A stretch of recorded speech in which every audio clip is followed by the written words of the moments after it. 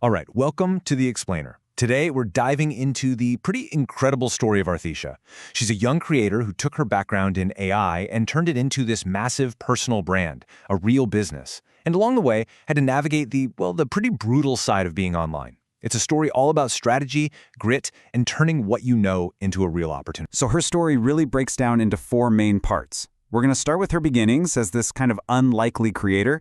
Then we'll get into her massive success and the really vicious dark side that came with it.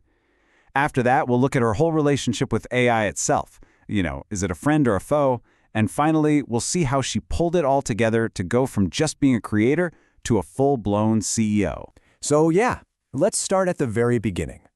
Her story isn't one of, having all the connections or a privileged background. It's really about carving out her own path when the traditional one just didn't feel right. And this is really the question at the heart of it all. I mean, think about it. You've got a tech degree in AI, probably the hottest field on the planet, so why would you pivot to this super unpredictable, often unpaid world of making content online? The answer tells you a lot about how she thinks. Her journey really started from this feeling of disconnect. I mean, she was clearly excelling. She landed the only AI internship in her entire Tier 3 college. But then she graduates right into a recession and just felt like the whole traditional job thing, it wasn't for her. That gap between what you learn in a classroom and what you do in the real world just felt way too big. And this quote just says it all, doesn't it? She wasn't just running away from a bad job market. She was actively rejecting what she calls the regular pattern. She was searching for something that she could build for herself. The big light bulb moment came from a one-hour call with a friend. The advice was simple. A personal brand isn't really about being famous. It's about building a network that literally opens doors for you down the line. And just like that, content creation wasn't a hobby anymore. It was a strategic plan for her future. Okay, so she put that strategy into action, and the results? They came fast.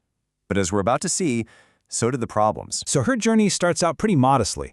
3,000 views on her first ever reel. To her, at that moment, that felt huge.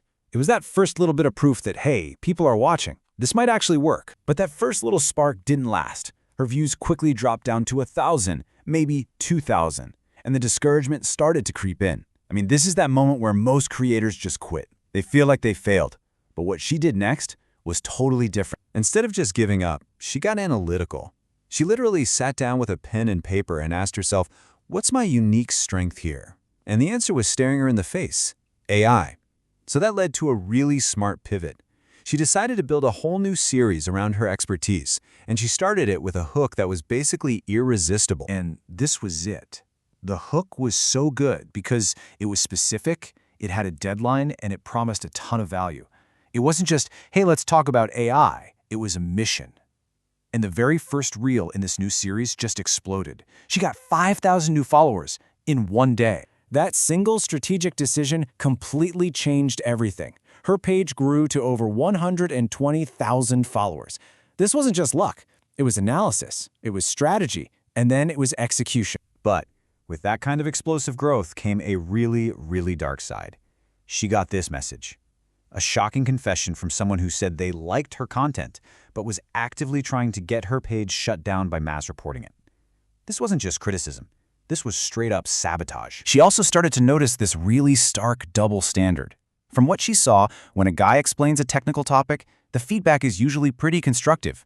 But when a woman, like her, explains the exact same thing, the comments can be so hostile and dismissive, just attacking her credibility. It became this huge, unfair hurdle she had to constantly deal with. So all this experience leads us directly to the subject of her content in the first place: artificial intelligence. I mean, how does she actually see this technology that's both the reason for her success and the cause of so much debate? Her philosophy on it is refreshingly simple.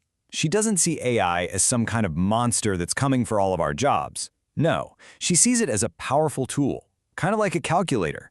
The real danger isn't AI itself, it's choosing to ignore it and getting left behind by the people who are using it to work smarter and faster. And hey, she definitely practices what she preaches. She uses a specific set of tools for her own workflow. She uses ChatGPT for just general ideas and brainstorming. Then she uses Grok specifically because it can write in a really friendly conversational tone. And then for her deep dive research, she uses Perplexity. It's like the ultimate creator's toolkit for right now. But she's not just a blind cheerleader for AI. She recognizes there's a very real downside. If we get too reliant on AI, especially, say, students who are just getting instant answers for their homework, it can absolutely chip away at our ability to think critically and creatively.